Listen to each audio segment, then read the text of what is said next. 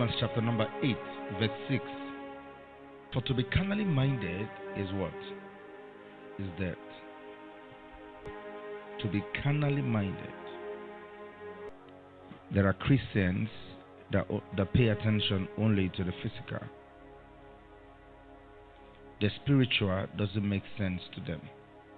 There are things God wants to do in the life of people. Remember, John chapter 4, verse 24. John 4:24. God is. Read the first line. That's first line. God is. God is. Are you seeing it? God is spirit. So whatever God does is spirit. So God does not operate in the physical. And that's why you don't see God walking in Oluyole Road. Because what God does is spiritual. What God does is spirit. Are you here? So to be carnally minded is what? Is death. To be spiritually minded. So what God wants us to have, because somebody will ask me and say, what is now the carnal mind and what is now the spiritual mind? The carnal mind is the mind of the flesh.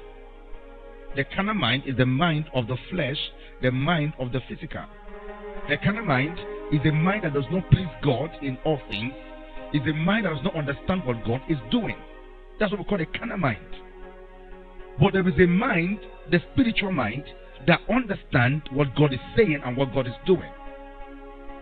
It's just like when somebody will tell you working with your head and working with your heart. They are not the same thing. Working with your head means you're trying to calculate things by your own understanding, but working your heart is trying to get what the context of the matter is. And this is where many Christians are failing. To be carnally minded. We just want things to appeal to our reasoning. But you know one thing about God? God does not reconcile with your reasoning. He does not. Spiritual things does not work with the human reason. The human reason does not go with spiritual matters. So God most times we scatter your human reasoning just to make sure His word is communicated. That's why if you want to understand the Bible, don't understand the Bible from the carnal perspective, from the human reason and human understanding. You will miss the message of the Bible. You must understand the Bible from the spiritual perspective. What is God trying to say? What's God saying? What's the message behind?